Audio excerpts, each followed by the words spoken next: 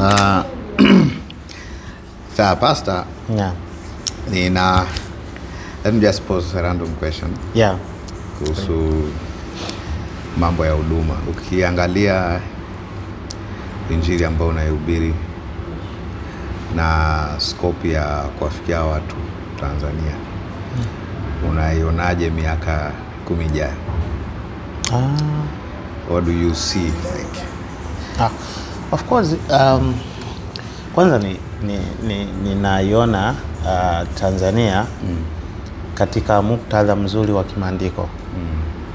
Ukizingatia nyaraka na maandiko kwa ujumla katika Agano la Kale, kwa maana Mwanzo mpaka Malaki, ule unabii ambao ulinenwa, kuna mambo ambayo yametimia tayari katika Kristo, lakini kuna mambo ambayo yanaendelea kwa habari ya agizo kuu.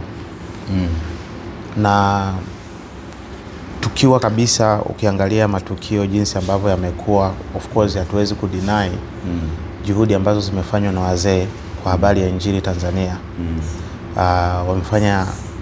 Wamepalilia njia kwa sehemu kubwa sana. Okay. Kiasi kwamba sisi leo tukizungumza habari za Kristo zinakuwa sio ngeni kabisa kwa wale ambao hawajaamini. Lakini tunazungumza kwa habari ya injili kamili, tunaweza tukaita hivyo. Injili kamili, sound doctrine. Yeah, sound doctrine. Ninaona katika spidi kubwa sana katika miaka michache ijayo, ninaona miji, wilaya, kata, vijiji vikijazwa na injili ya Kristo. Amen. Na ndio matazamio yetu, kwa sababu msingi mzuri wa injili kuenea ni mahali ambapo Mungu anajaza mioyo ya watu nia na msukumo wa dhati katika kuomba. Na hilo tumekuwa likifanyika, nia na msukumo wa dhati katika kuomba.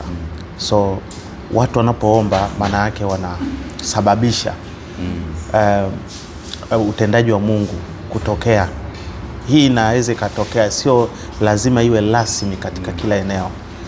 Ni inaweza inatokea randomly. Inaweza ukashangaa Rukwa kumetokea inversion ya gospel, katokea sehemu zingine ambazo ni unexpected. Ndicho ambacho mimi nakiona kinaenda kutokea nyakati zetu. Amen. Yeah. Hapo umezungumzia swala la prayer. Yes.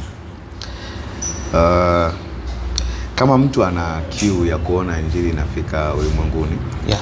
au tutulie kwenye muktadha wa Tanzania. Yeah. Prayer tunaitazama kwa namna gani? Like, Mungu anataka watu wote waokolewe, lakini why prayer is important? Like, kama atusema miaka 10, umetaja na baadhi ya mikoa, like kutakuwa kumefikiwa, kutakuwa na mlipuko wa injili. Lakini nafasi ya prayer kwenye hiyo, how do we incorporate nafasi ya prayer na kile ambacho unasema miaka 10 tutaiona ikitokea Tanzania? Swali zuri. Mimi ukiniuliza, mimi ninachoweza kukijibu hapo ni kwamba tukizungumza kinachookoa mtu sio maombi.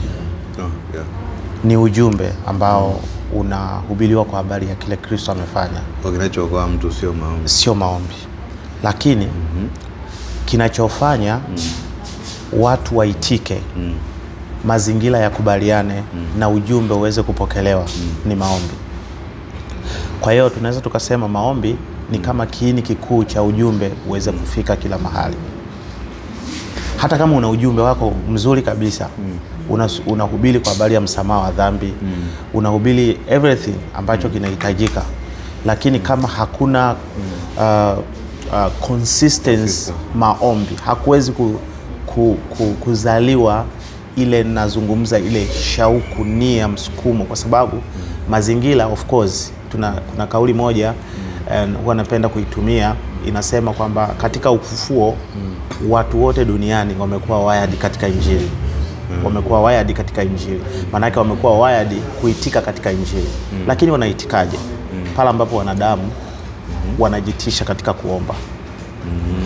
Kwa hiyo maombi ni kama zoezi ambalo linaifanya injili iweze kuendelea. Paulo anasema kwamba tuombeeni ili neno la Mungu lipate kuendelea.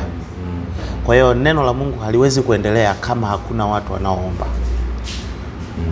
Yeah. Kwa hiyo maombi yana play big role sana katika uenezwaji wa Injili.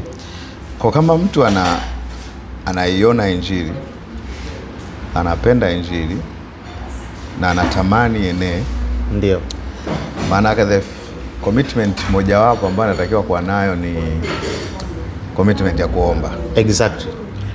Na kwa moyo wa msitizo wa maombi kama ulivyosema ni inahitaji consistency. Okay. Na addition hapo Apostle ni kwamba hakuna uamsho ambao umewahi kutokea mahali pasipokuwa Mungu amehuvuvia watu kuomba. Kutokea kwenye historia ya kanisa. Kwa Mungu anawaamsha watu kwanza kuomba kabla ya kuona ile revival yenyewe. Exactly. Kwa sababu just imagine from the first church, kanisa la kwanza. Tunaona Yesu baada ya kuwa amewaagiza wakae Yerusalemu. Tunajua ilitokea baada ya siku 40, ina maana plus na zile siku 3 ambazo Yesu alifufuka katika wafu, zilikuwa ni siku 43. Kufika Pentecost ilikuwa ni siku ya 50. Kwa hiyo kulikuwa na siku 7 ambazo Yesu aliwaambia wakae Yerusalemu wasubiri. Watu wengi huwa hawaelewi neno kusubiri maana yake. Mitume walikuwa wanaomba. Kwa sio kwamba lala. Asubuhi na mpaka jioni walikuwa naomba. Kwa kuna kitu Mungu amemwambia wakisubirie. Lakini kuna namna ya kusubiri. Kuna namna ya kusubiri ambao walikuwa naomba. Ukiangalia kwa hiyo kusubiri ndio sio maana yetu ya kusubiri ya kwamba unaacha jambo liendelee kujipanga lenyewe lije, alafu nasubiria ile siku ya Pentecost ndio mnatokeza. No. Kwa walikuwa nasubiri, lakini Biblia inatuambia kwamba walikuwa wanaomba. Walikuwa ni wanafunzi 120. Biblia imespecify hadi Mariamu mama yake Yesu alikuwa hapo pale, alikuwa naomba. Kwa hiyo ili kuona matokeo ambayo tunayaona katika Matendo ya Mitume sura ile ya pili kwamba watu 3000 wakaamini, ilikuwa ni matokeo ya kina Petro na wanafunzi wengine kwa wameomba. Na ukiangalia mahubiri yanakuja baada ya masaa 3, hata baada ya kuwa Pentecost yenyewe siku yenyewe imekuwepo. Masaa 3 baadaye ndio Petro anasimama baada ya kuwa amejazwa Roho. Wanahubiri ujumbe. Kwa hiyo unaweza kuelewa kutoka kwenye hiyo engo kwamba maombi yanahuisha mioyo ya watu kiasi kwamba iwe na utayari wa kuweza kupokea ujumbe ambao tumebeba. Kwa commitment ya kuhubiri bila maombi how do we call it? Commitment ya kuhubiri bila maombi ni kama vile unasema labda hizi ziko mbili. Na ngoja nikwambie.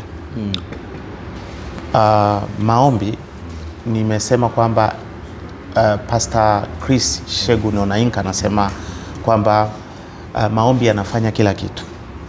Yaani kama kuna kila kitu ambacho huwezi kufanya, maombi yanafanya kila kitu. Yaani maombi ndio yanamhuisha mtu. Unaweza kuwa na ujumbe mzuri kabisa, lakini ukitazama mazingira yaliyoko mahali sehemu, hauwezi ukayaona kwamba wewe watu wale waweze kufikiwa na Injili. Ni kwa sababu tuko mjini.